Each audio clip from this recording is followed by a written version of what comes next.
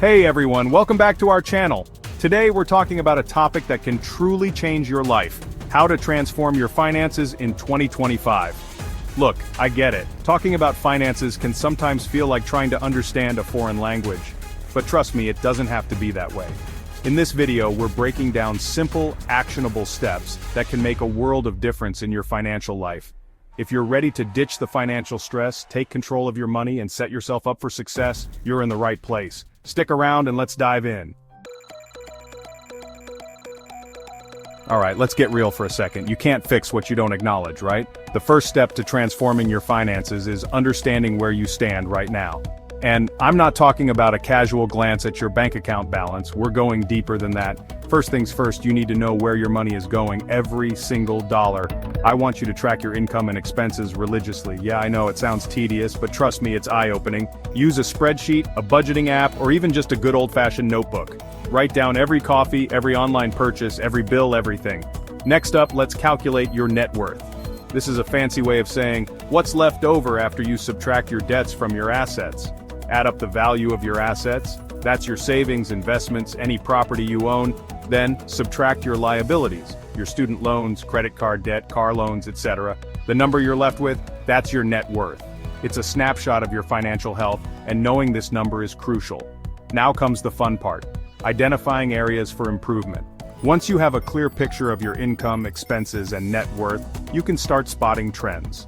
Are you spending way too much on takeout? Are there subscriptions you're not even using?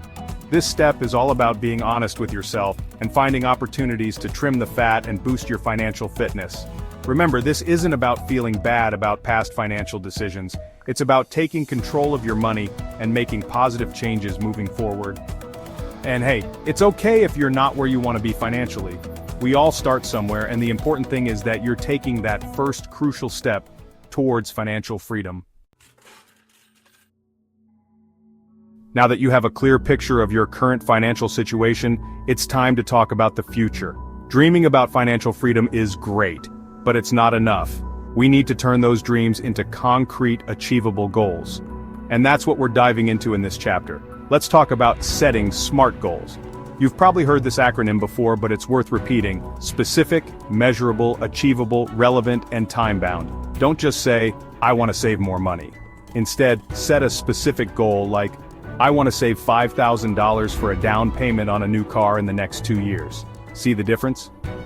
It's also important to strike a balance between your short-term and long-term financial goals. Short-term goals are things you want to achieve in the next year or two, like paying off a credit card or taking a dream vacation. Long-term goals require a longer time horizon, like buying a house or retiring comfortably. Make sure you have a mix of both. Don't underestimate the power of writing down your goals. Seriously, it makes a huge difference. Write down your goals and put them somewhere you'll see them every day, on your bathroom mirror, on your fridge, or even as your phone's wallpaper. This will keep them top of mind and motivate you to stay on track. And here's a bonus tip: break down your big goals into smaller, more manageable milestones. For example, if your goal is to save $10,000 in a year, break it down into monthly or even weekly savings targets. This makes the goal seem less daunting and allows you to celebrate those smaller wins along the way. Remember, setting financial goals is a personal journey. Your goals will be different from your friends, your families, or that finance influencer you follow online. What matters most is that your goals are meaningful to you and align with your values and aspirations. Now let's talk about everyone's favorite topic: budgeting. I know, the word budget might sound about as appealing as a root canal. But trust me, it doesn't have to be a scary, restrictive thing. In fact, a well-crafted budget is your ticket to financial freedom. The key is to find a budgeting method that aligns with your lifestyle and spending habits. There's no one-size-fits-all approach here. If you prefer a hands-on approach, the envelope system might be your jam. If you want to track every dollar meticulously, zero-based budgeting could be your best bet. Or maybe you prefer something simpler, like the 50-30-20 rule, where you allocate 50% of your income to needs, 30% to wants, and 20% to savings and debt repayment. Once you've chosen your budgeting method, it's time to allocate your funds. This is where you get granular and decide how much money you'll allocate to each spending category: rent or mortgage payments, utilities, groceries, transportation, entertainment, and of course, savings. Remember to be realistic and honest with yourself about your spending habits. Creating a budget isn't a one-and-done task. It's an ongoing process that requires regular review and adjustments. Make it a habit to review your budget at least once a month or even more frequently if needed. How did you do? Did you overspend in certain categories? Did you come in under budget? Use this information to make tweaks and optimize your spending plan for the following month. And here's a pro tip. Automate your savings. Set up automatic transfers from your checking account to your savings account each month. This way, you're less likely to spend the money you've allocated for savings, and you'll be surprised how quickly your savings will grow. Remember, budgeting is not about depriving yourself. It's about having a plan for your money so you can afford the things that matter most to you, whether that's a down payment on a house, an early retirement, or simply peace of mind knowing you're in control of your finances. You wouldn't believe how many people shy away from anything finance-related because they think it's too complicated. They'd rather bury their heads in the sand than face their finances head-on. But here's the thing, financial literacy is not rocket science, and it's more accessible than you might think. Think of it like this. The more you understand about personal finance, the better equipped you'll be to make informed decisions about your money. It's about empowering yourself to take control of your financial future. So, how do you boost your financial IQ? Start by reading books. There are tons of fantastic books out there on personal finance, investing, and building wealth. Some of my personal favorites include The Total Money Makeover by Dave Ramsey, Rich Dad, Poor Dad by Robert Kiyosaki, and Your Money or Your Life by Vicky Robin and Joe Dominguez. But hey, I get it. Reading isn't for everyone. If you prefer to consume information on the go, podcasts are your new best friend.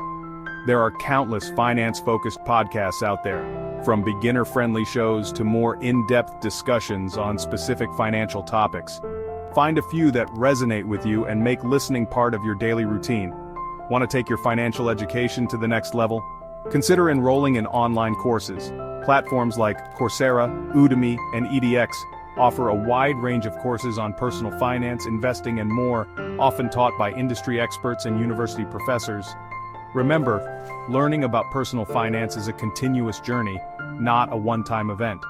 The more you know, the more confident you'll become in managing your money and making sound financial decisions. Alright, let's talk about investing. Now, I know what you might be thinking.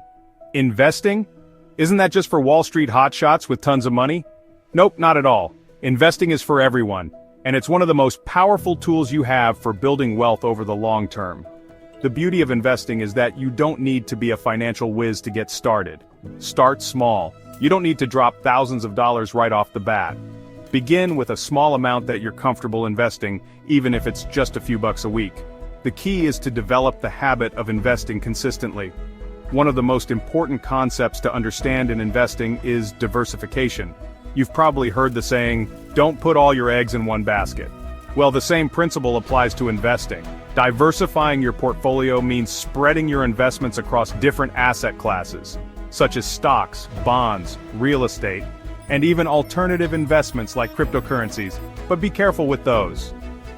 Retirement accounts are your secret weapon when it comes to investing. If your employer offers a 401k plan, take full advantage of it, especially if they match your contributions. That's free money, people.